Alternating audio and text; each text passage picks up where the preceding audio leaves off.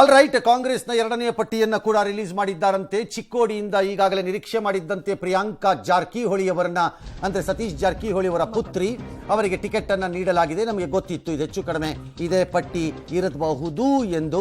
ನೋಡೋಣ ಏನಾದ್ರು ಸರ್ಪ್ರೈಸ್ ಇದೆಯಾ ಇದರೊಳಗಡೆ ಅಂತ. ಸದ್ಯಕ್ಕೆ ಚಿಕ್ಕೋಡಿಯಿಂದ ಕಾಂಗ್ರೆಸ್ಸಿನ ಎರಡನೇ ಪಟ್ಟಿಯಲ್ಲಿ ಪ್ರಿಯಾಂಕಾ ಜಾರಕಿಹೊಳಿ ಸತೀಶ್ ಜಾರಕಿಹೊಳಿ ಅವರ ಪುತ್ರಿ, ಹಾಲಿ ಮಂತ್ರಿ ಅವರ ಪುತ್ರಿ ಅವರಿಗೆ ಟಿಕೆಟ್ ಅನ್ನು ನೀಡಲಾಗಿದೆ. ಆಲ್ ರೈಟ್, ಇನ್ಯಾರಿಗೆ ಕೊಟ್ಟಿದ್ದಾರೆ ಅಂತ ನೋಡ್ಕೊಳ್ಳೋಣ ಇವಾಗ ನಿಧಾನವಾಗಿ. ಈಗಾಗಲೇ ಅವರು ಹೇಳ್ತಾ ಇದ್ರು ಬಹಳಷ್ಟು ಹೊಸಬರಿಗೆ ನಾವು ಕೊಟ್ಟಿದ್ದೀವಿ ಪಟ್ಟಿಲಿ ಅಂತ. ಇನ್ನು ಬೆಳಗಾವಿಯಲ್ಲಿ ಮೃಣಾಲ್ ಹೆಬ್ಬಾಳ್ಕರ್ ಅವರಿಗೆ ಎಗೈನ್ ಎಲ್ಲರಿಗೂ ಗೊತ್ತಿದ್ದಂತಹ ಪಟ್ಟಿ ಇದು. ಲಕ್ಷ್ಮೀ ಹೆಬ್ಬಾಳ್ಕರ್ ಅವರ ಪುತ್ರ ಅವರಿಗೆ ಕೊಟ್ಟಿದ್ದಾರೆ. ಎರಡನೇ ಪಟ್ಟಿಯಲ್ಲಿ ಆಕೆಗೂ ಆತನಿಗೂ ಅವರಿಗೂ ಸಿಕ್ಕಿದೆ. ಕಲಬುರಗಿಯಲ್ಲಿ ರಾಧಾಕೃಷ್ಣ ಅವರಿಗೆ, ಖರ್ಗೆ ಅವರ ಅಳಿಯ ಅವರಿಗೆ ಸಿಕ್ಕಿರುವಂಥದ್ದು. ಇನ್ನು ರಾಯಚೂರಿನಲ್ಲಿ ಕುಮಾರ್ ನಾಯಕ್, ಹಿರಿಯ IAS ಅಧಿಕಾರಿ, ರಿಟೈರ್ ಆಗಿ 1 ವರ್ಷ ಆಗಿಲ್ಲ, ಹೆಚ್ಚು ಕಡಿಮೆ ಅವರು ಕೊಟ್ಟಿದ್ದಾರೆ. ಬೀದರ್ನಲ್ಲಿ ನಿರೀಕ್ಷೆಯಂತೆಯೇ ಈಶ್ವರ್ ಖಂಡ್ರೆ ಅವರ ಪುತ್ರ ಸಾಗರ್ ಖಂಡ್ರೆ ಅವರಿಗೆ ಪಟ್ಟಿಯನ್ನು ಟಿಕೆಟ್ ಅನ್ನು ದಯಪಾಲಿಸಲಾಗಿದೆ. ಯಾವ ಬದಲಾವಣೆಯೂ ನಮಗೆ ಕಾಣಿಸ್ತಾ ಇಲ್ಲ. ನಿನ್ನೆಯದನ್ನ ನೋಡಿದ್ರೆ ನಮ್ಗೆ ಇನ್ಯಾವುದು ಕಾಣಿಸ್ತಿಲ್ಲ. ಬಾಗಲಕೋಟೆಯಲ್ಲಿ ಸಂಯುಕ್ತ ಪಾಟೀಲ್ ಅವರನ್ನ, ಶಿವಾನಂದ ಪಾಟೀಲ್ ಅವರ ಪುತ್ರಿ, ಅಲ್ಲಿ ವೀಣಾ ಕಾಶ್ಯಪ್ಪನವರು ಟಿಕೆಟ್ ಕೇಳಿ ಗೋಳಾಕಿ ಕಣ್ಣೀರಾಕಿ ಎಲ್ಲ ಆಯಿತು, ಆಕೆಗೆ ಕೊಟ್ಟಿಲ್ಲ. ಆದರೆ ಈ ಸಂಯುಕ್ತ ಪಾಟೀಲ್ ಅಂತ ಶಿವಾನಂದ ಪಾಟೀಲ್ ಅವರ ಪುತ್ರಿಗೆ ಅಲ್ಲಿ ಟಿಕೆಟ್ ಅನ್ನು ಕೊಟ್ಟಿದ್ದಾರೆ. ಸೊ ಪುತ್ರ ಪುತ್ರಿ ವ್ಯಾಮೋಹ ಯಾವುದು ನಾವು ಅನ್ಕೊಂಡಿದ್ದಂಗೆ ಕಟ್ಟಾದಂಗೆ ಇಲ್ಲ. ಹಾಗೆ ಕೊಟ್ಟಿದ್ದಾರೆ. ಅಲ್ಲ, ಅದನ್ನ ಅವ್ರು ಹೇಳೋದು ನಾವು ಹೊಸಬರಿಗೆ ಕೊಟ್ಟಿದ್ದೀವಿ ಅಂತ. ಯಾವ ಹೊಸಬರೇನ್ರಿ, ಅದೇ ಕುಟುಂಬದಿಂದ ಬಂದವರು ಹೊಸಬರು ಹೆಂಗೆ ಆಗ್ಬಿಡ್ತಾರೆ? ಏನು ಹೊಸಬರು ಅಂದರೆ ಅರ್ಥ ನಾನ್ಸೆನ್ಸ್ ಅದು. ಏನೋ ಅವ್ರು ಕೊಟ್ಟಿದ್ದಾರೆ. ಈಗ ಜನ ಅಲ್ಟಿಮೇಟ್ಲಿ ಅವ್ರು ಹೇಳೋದು ಅದೇ ತಾನೆ. ಜನ ತೀರ್ಮಾನ ಮಾಡಿದ್ರೆ ನೀವೇನು ಮಾಡ್ತೀರಿ ಅಂತ ಅಲ್ವಾ? ನೀವು ಜನ ಅದನ್ನು ಯೋಚನೆ ಮಾಡ್ಕೋಬೇಕಪ್ಪ. ನೀವು ಜನ ಕುಟುಂಬದವರೇ ಬೇಕು ಅಂತ ನಿನ್ನೆ ನಾನು ಹೇಳ್ದಂಗೆ we the people of India ಅನ್ನೋ ಬದಲು we the slaves of India ಅನ್ನೋದು ನಿಮ್ಮ ಇಷ್ಟ. ಯಾವುದೇ ಪಕ್ಷ ಆಗಿರಲಿ ಇದನ್ನು ಹೇಳ್ಬೋದು ನೀವು. ಹಾಗಾಗಿ ಅದು ಈಗ ಜನಕ್ಕೆ ಬಿಟ್ಟಿದ್ದಿದ್ದು. ನೀವು ಒತ್ತಲ್ಲಿ ಕುಟುಂಬಗಳಿಗೆ ಮೊರೆ ಹೋಗುವ ಮತ್ತು ಕುಟುಂಬದಿಂದಲೇ ಪಕ್ಷವನ್ನು ಗಟ್ಟಿಗೊಳಿಸುವ ಕಾರ್ಯಕ್ರಮವನ್ನು ಕಾಂಗ್ರೆಸ್ ಮುಂದುವರಿಸಿದೆ, ಯಾವ ಅನುಮಾನವೂ ಇಲ್ಲ ಅದರಲ್ಲಿ. ಅವರಿಗೆ ಗತಿನೇ ಇರಲಿಲ್ವೋ ಬೇರೆ ಅಭ್ಯರ್ಥಿಗಳು, ಅಥವಾ ಇವರಿಗಿಂತ ಚೆನ್ನಾಗಿ ಇನ್ಯಾರು ಕಾಣಿಸ್ಲಿಲ್ವೋ ಗೊತ್ತಿಲ್ಲ. ಅವರ ಪಕ್ಷದ ಲೆಕ್ಕಾಚಾರ ಏನು ಅಂತ ನಮಗೆ ಗೊತ್ತಿಲ್ಲ, ಅವ್ರ ಲೆಕ್ಕಾಚಾರ. ಬಟ್ ಇದರಲ್ಲಿ ಬಹಳ ತೀರಾ ಯಂಗ್ಸ್ಟರ್ಸ್ ಅಂತ ತಂದಿದ್ದಾರೆ ಕೆಲವು ಮಂತ್ರಿಗಳು. ಕೆಲವರು ಭಾಳ ಯಂಗಿದ್ದಾರೆ. ಇರಬಾರ್ದು ಅಂತಲ್ಲ, ಹೆಂಗ್ ಬರಬಾರ್ದು ಅಂತನೂ ಅಲ್ಲ, ಅದು ವಿಪರೀತವಾಗಿ ಯಂಗ್ಸ್ಟರ್ಸ್ ಇದ್ದಾರೆ. ಬಹುಶಃ ಕ್ಷೇತ್ರದಲ್ಲಿ ಯಾರು 10 ವರ್ಷ 12 ವರ್ಷ. ಉತ್ತರ ಕನ್ನಡದಲ್ಲಿ ಅಂಜಲಿ ನಿಂಬಾಳ್ಕರ್ ಎಗೈನ್ ಎಕ್ಸ್ಪೆಕ್ಟೆಡ್ ಅದು ಕೊಟ್ಟಿದ್ದಾರೆ. ದಾವಣಗೆರೆ ಪ್ರಭಾ ಮಲ್ಲಿಕಾರ್ಜುನ್ ಎಗೈನ್ ಎಕ್ಸ್ಪೆಕ್ಟೆಡ್, ಅದು ಯಾವುದೋ ವ್ಯತ್ಯಾಸ ಇದ್ದಂಗೆ ಕಾಣಿಸ್ತಲ್ಲ. ಉಡುಪಿ ಚಿಕ್ಕಮಗಳೂರು ಜಯಪ್ರಕಾಶ್ ಹೆಗಡೆ ನಿರೀಕ್ಷೆ ಇತ್ತು. ಅವರು ಅಲ್ಲಿ ಬಿಟ್ಟು ಬಂದು ವರದಿ ಕೊಟ್ಬಿಟ್ಟು ಬಂದ ಕೂಡಲೇ ಇದಾಗತ್ತೆ ಇದು ಅನ್ನೋ ನಿರೀಕ್ಷೆ ಇತ್ತು. ಹಾಗಾಗಿ Jayaprakash Hegde will face Kota Srinivas Poojary. Prabha Mallikarjun will face Gayathri Siddeshwar ಅವರು ದಾವಣಗೆರೆಯಲ್ಲಿ. ಉತ್ತರ ಕನ್ನಡದಲ್ಲಿ ಬಿಜೆಪಿ ತನ್ನ ಅಭ್ಯರ್ಥಿನ ಪ್ರಕಟ ಮಾಡಿಲ್ಲ, ಹಾಗಾಗಿ ಯಾರು ಅಂತ ಗೊತ್ತಿಲ್ಲ. ಕಾಂಗ್ರೆಸ್ ಅಲ್ಲಿ ಮಾತ್ರ ಅಂಜಲಿ ನಿಂಬಾಳ್ಕರ್ ಕಳೆದ ಬಾರಿ ಅಸೆಂಬ್ಲಿ ಚುನಾವಣೆಯಲ್ಲಿ ಸೋತಿದ್ರು. ಈಗ ಅವ್ರನ್ನ ಸಂಸತ್ತಿನ ಚುನಾವಣೆಗೆ ತಂದಿದ್ದಾರೆ. ದಕ್ಷಿಣ ಕನ್ನಡದಲ್ಲಿ ಪದ್ಮರಾಜ ರಾಮಯ್ಯ ಎಗೈನ್ ಗೊತ್ತಿತ್ತು, ಇದು ಚಿತ್ರದುರ್ಗ ಚಂದ್ರಪ್ಪ ಯಾವುದೇ ಆಶ್ಚರ್ಯಕರವಾದಂತಹ ಸರ್ಪ್ರೈಸ್ ಆಯ್ಕೆ ಇಲ್ಲ. ಮೈಸೂರು ಅಳೆದು ಸುರಿದು ತೂಗಿ ಮಾಡಿ ಸಿದ್ದರಾಮಯ್ಯನವರು ಲಕ್ಷ್ಮಣ್ಣನವರಿಗೆ ಕೊಟ್ಟಿದ್ದಾರೆ. ಬೆಂಗಳೂರು ಉತ್ತರ ರಾಜೀವ್ ಗೌಡ ಅವರಿಗೆ ಅಂತಿಮವಾಗಿ ಶರಣಾಗಿದೆ ಕಾಂಗ್ರೆಸ್. ಬೆಂಗಳೂರು ಸೆಂಟ್ರಲ್ ಮನ್ಸೂರ್ ಅಲಿ ಖಾನ್, ನಾನು ಆಗಲೇ ಹೇಳಿದಂಗೆ ರೆಹಮಾನ್ ಖಾನ್ ಅವರ ಪುತ್ರ. ಯಾವ ಸರ್ಪ್ರೈಸೂ ಇಲ್ಲ ಈ ಪಟ್ಟಿ. ಒಂದೇ ಒಂದು ಬದಲಾವಣೆಯೂ ಆಗಿಲ್ಲ. ಹಾಗಾಗಿ ನಿನ್ನೆಯ ಪಟ್ಟಿಯನ್ನೇ ಡಿಟೋ ಎಂದು ಜನ ಕಾಪಿ ಮಾಡಿಕೊಳ್ಳಬಹುದು ಬೇಕಿದ್ದವರಿಗೆ. ಎಸ್, ಬಟ್ ಸಚಿವರುಗಳು ಪಾರಾಗಿದ್ದಾರೆ ಅಂತ ಹೇಳ್ಬೋದು ಸರ್. ಅವ್ರುಗಳೇ ಕಂಟೆಸ್ಟ್ ಮಾಡಬೇಕು ಅನ್ನೋ ಬಹಳಷ್ಟು ಮಾತುಗಳು ಕೇಳ್ಬೋದು. ಅಲ್ಲ, ಸಚಿವರು ಅವ್ರವ್ರ ಮಕ್ಕಳನ್ನೇ ತರೋದಾದ್ರೆ ಪಾರಾಗೋದೇನು ಬಂತು? ಮೇನ್ಲಿ ಅವರೇ ನಿಲ್ಬೇಕು ಅಂತ ಇತ್ತು. ಅವರೇ ನಿಲ್ಬೇಕು ಅನ್ನೋ ಬದಲು ಅವ್ರವ್ರ ಮಕ್ಕಳನ್ನ ತರೋದೇ ಆದ್ರೆ ಪಾರಾಗೋದು ಏನು ಬಂತು? ಕುಟುಂಬದ ಒತ್ತಡ ಇನ್ನು ಮುಂದುವರಿಯತ್ತ ಅವ್ರ ಮೇಲೇನೆ. ಈಗ ಅವರೇ ಗೆಲ್ಲಿಸ್ಕೋಬೇಕು. ಗೆಲ್ಲಿಸ್ಕೊಳ್ಳೋದಿದ್ರೆ ಏನು ಅಂತ ನನಗೆ ಗೊತ್ತಿಲ್ಲ. ಕಾಂಗ್ರೆಸ್ ಅಲ್ಲಿ ಹೇಳಿದಾರಂತೆ ಗೆಲ್ಲಿಸ್ಕೊಳ್ಳೋದಿದ್ರೆ ನೀವೇ ಜವಾಬ್ದಾರಿ ಅಂತ. ಏನು ಆ ಜವಾಬ್ದಾರಿ? ಇಷ್ಟು ಮಂತ್ರಿಗಳ ಮಕ್ಕಳಿಗೆ ಅಥವಾ ಯಾರಿಗೋ ಕೊಟ್ಬಿಟ್ಟಿದ್ದೀರಿ. ಈಗ ಆದ್ರೆ ಯಾರು ಸೋತೋಗ್ಬಿಟ್ರು ಅಂತ ಇಟ್ಕೊಳ್ಳೋಣಪ್ಪ, ಗೆಲ್ಲಬಹುದು, ನಮಗೆ ಗೊತ್ತಿಲ್ಲ. ಸೋತೋಗ್ಬಿಟ್ರೆ ಅವ್ರ ಮಂತ್ರಿ ಪದವಿ ಬಿಡ್ತಾರೋ, ಆ ಜವಾಬ್ದಾರಿನ ತಗೋತಾರೋ? I don't think so. Ticket ಪಡ್ಕೊಂಡು ಇದೆಲ್ಲ ಟಿಕೆಟ್ ಪಡೆಯುವವರಿಗೆ ಮಾತ್ರ. ಏನೋ ಚುನಾವಣೆ will have to decide it. ಯಾವ್ಯಾವ ಮಂತ್ರಿಗಳ ಹೊಣೆಗಾರಿಕೆ ಏನೇನು, ಓಕೆ. ಮಕ್ಕಳಿಗೆ ಟಿಕೆಟ್ ತಗೊಂಡು ಪಕ್ಷ ಸೋಲ್ತು ಅಂದಾಗ ಅವರು ಆ ಜವಾಬ್ದಾರಿನ ಹೇಗೆ ತಗೋತಾರೆ? ಅಥವಾ ಎಂದಿನಂತೆ ಕಾಂಗ್ರೆಸ್ಸಿನಲ್ಲಿರುವ ಒಂದು ಸ್ಟ್ಯಾಂಡರ್ಡ್ ಸ್ಲೋಗನ್ ಇದೆ, ಇದು ಸಾಮೂಹಿಕ ಜವಾಬ್ದಾರಿ, ಇದು ಒಬ್ಬರ ಜವಾಬ್ದಾರಿ ಆಗಲ್ಲ ಅಂತಂತಾರೋ, ಅಥವಾ ನನ್ನ ಪಿತೂರಿ ಮಾಡಲಿಕ್ಕೆ ನನ್ನ ವಿರೋಧಿಗಳು ಪಕ್ಷದ ಒಳಗಡೆ ಮಾಡಿರೋ ಕೆಲಸ ಇದು ಅಂತ ಅಂದ್ಬಿಟ್ಟು ಕೈ ತೊಳ್ಕೋತಾರೋ, ಅಥವಾ ಈ ಮೋದಿ ಅಲೆಗೆ ಜನ ಮೋಸ ಹೋಗಿ ಬಿಟ್ಟರು ಅಂತಂತಾರೋ, ಸೋತ್ರೆ ಗೆದ್ರೆ ಬೇರೆ ಇವಿಎಂ ಮೇಲೆ ಹಾಕ್ತಾರೋ ಯಾವ್ದೋ ಒಂದು ಹಾಕ್ಬೋದು, ಸೋತ್ರೆ ಅವ್ರು ಸೋಲ್ಬೇಕು ಅಂತಿಲ್ಲ, ಆ ತರದ ನಮಗೆ ಗೊತ್ತಿಲ್ಲ. ಈಗ ಜನ ನಮ್ಮ ಅಭಿಪ್ರಾಯಗಳು 1000 ಇರ್ಬೋದು, ಬಟ್ ಆಯಾ ಕ್ಷೇತ್ರಗಳಲ್ಲಿ ಜನ ಅದನ್ನು ಹೇಗೆ ಟ್ರೀಟ್ ಮಾಡ್ತಾರೆ ಅಂತ ನಮಗೇನು ಗೊತ್ತು? ಹೌದು, ವಿ ಹ್ಯಾವ್ ನೋ ಐಡಿಯಾ. ಏನೋ ಮೇಲ್ನೋಟಕ್ಕೆ ನಮಗೆ ಕಾಣಿಸ್ತಿರೋ ಪಟ್ಟಿ ಮಾತ್ರ ಬಹುತೇಕ ಪಟ್ಟಿ ಇಲ್ಲ ಮಕ್ಕಳು, ಇಲ್ಲ ಒಂದು ಕೇಸಲ್ಲಾದರೆ ಅಳಿಯ, ಇನ್ನೊಂದು ಎಲ್ಲ ಮಕ್ಕಳೇ, ಹೆಚ್ಚು ಕಡಿಮೆ ಎಲ್ಲ ಮಕ್ಕಳೇ. ಯಾವುದೋ ಒಂದೆರಡು ಕೇಸಲ್ಲಿ ಫಾರ್ ಎಕ್ಸಾಂಪಲ್ ಕುಮಾರ್ ನಾಯಕ್ ನೋಡ್ತಾ ಇದ್ದೀರಿ, ಒಂದು retired IAS officer, Anjali Nimbalkar ಒಂದು ಸಂಬಡಿ ಮೇ ಆರ್ಗ್ಯೂ ಹೇಳ್ಬೋದು, ಇಲ್ಲ ಅವ್ರ ಹಸ್ಬೆಂಡ್ ಆಫೀಸರ್ ಅಲ್ವಾ ಅಂತಂದ್ರೆ, ಅವ್ರ ಹಸ್ಬೆಂಡ್ ಆಫೀಸರ್ ಆಗಿದ್ರೆ ಆಕೆಯನ್ನು ಕನ್ಸಿಡರ್ ಮಾಡೋಕ್ಕೆ ಬರಲ್ಲ ಅದರಲ್ಲಿ, ಹಾಗಾಗಿ ಅದೊಂದನ್ನು ಸಪರೇಟಾಗಿ ನೀವು ಬಿಟ್ಕೋಬೋದು ಅಂತ ಕಾಣಿಸ್ತಾ ಇದೆ ಮೇಲ್ನೋಟಕ್ಕೆ. ಇನ್ನು ಧಾರವಾಡದಲ್ಲಿ ವಿನೋದ ಸೂಟಿ, ಗೊತ್ತಿಲ್ಲ ಪೂರ್ವ ಕಾಲದಲ್ಲಿ ಯಾವತ್ತಾರ ಅವ್ರ ತಂದೆ ತಾಯಿ ಏನಾರು ಅವರು ಅಧಿಕಾರದಲ್ಲಿ ಇದ್ದವ್ರು. ಈಗ ರಾಜೀವ್ ಗೌಡ ಭಾಳ ಜನಕ್ಕೆ ನೆನಪಿರಲ್ಲ, ರಾಜೀವ್ ಗೌಡ ಅವ್ರು ಹೊಸಬ್ರಲ್ಲ, ಅವ್ರದ್ದೇನಿಲ್ಲ ಅಲ್ವಾ ಅಂತ ಅನ್ಕೋಬೋದು. ಇಲ್ಲ, ಅವರು ನೀವು ಫ್ಯಾಮಿಲಿ ಟ್ರೀನೇ ತಗೊಳ್ಳೋದಾದರೆ ಅವ್ರ ತಂದೆನೂ ಅತ್ಯಂತ ಹಿರಿಯ ನಾಯಕರೇ ಕಾಂಗ್ರೆಸ್ನಲ್ಲಿ ಅಧಿಕಾರದಲ್ಲಿದ್ದವರು, ಅಧಿಕಾರವನ್ನು ಅನುಭವಿಸಿದವರು ವೆಂಕಟಪ್ಪನವರು, ಹಾಗಾಗಿ ಅದು ಅದೇನೆ.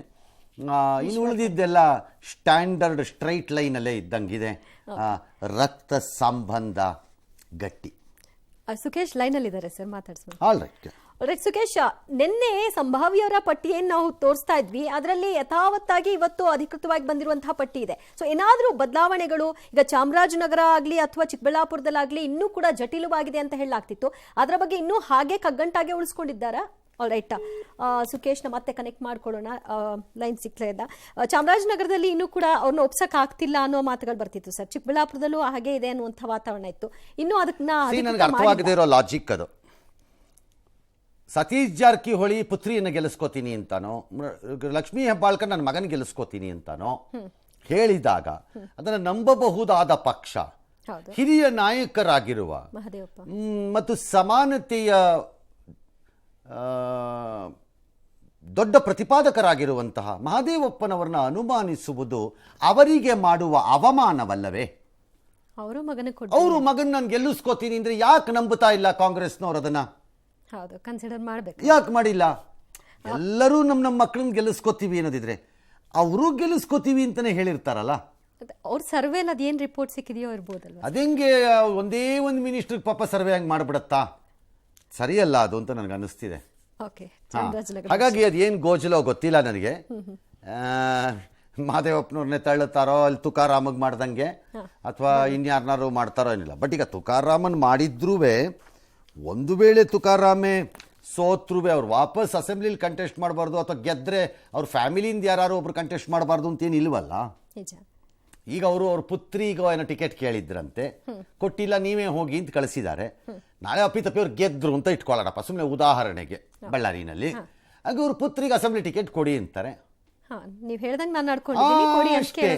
ಸೊ ಅಲ್ಟಿಮೇಟ್ಲಿ ಅದೇನೆ, ರೋಗಿ ಬಯಸಿದ್ದು ಹಾಲು ಅನ್ನ, ವೈದ್ಯ ಹೇಳಿದ್ದು ಹಾಲು ಅನ್ನ ಅಂದಂಗೆ ಪ್ರಜಾಪ್ರಭುತ್ವ ಕೇಳ್ತಿರೋದು ಕುಟುಂಬವನ್ನ, ಜನ ಬಯಸ್ತಿರೋದು ಕುಟುಂಬವನ್ನ ಅಂತ ಹೇಳ್ತಾರೆ.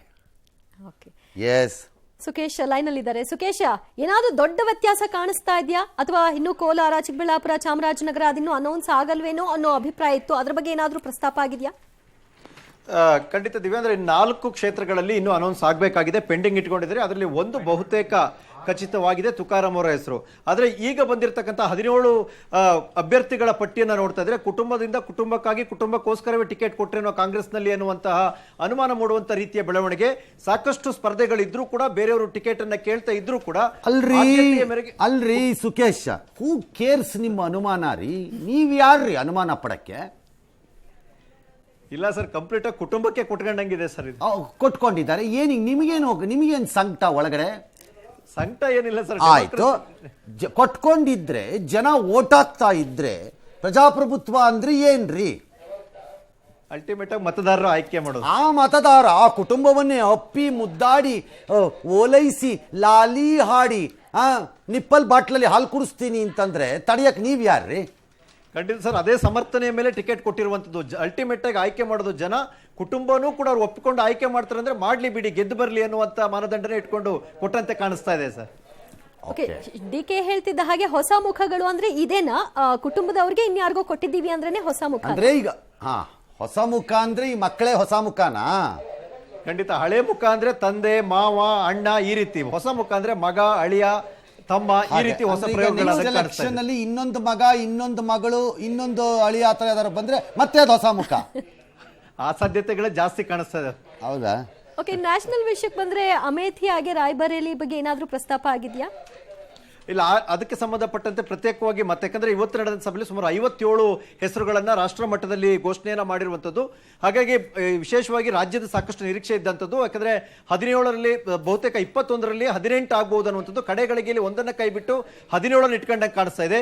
ಇವೆಲ್ಲವನ್ನು ನೋಡ್ತಾ ಇದ್ರೆ ರಾಜ್ಯದ ಹೆಚ್ಚಿನ ನಿರೀಕ್ಷೆಗೆ ಸಂಬಂಧಪಟ್ಟ ಇವೆಲ್ಲ ಓಕೆ, ನಿರೀಕ್ಷೆ ಎಲ್ಲ ಅನಾಲಿಸಿಸ್ ಆಮೇಲೆ ನೋಡೋಣ. ಮಾದೇವಪ್ಪನವ್ರು ಏನ್ರಿ ಅಂತ ಮಾಡಬಾರದ ಪಾಪ ಮಾಡಿದ್ದಾರೆ?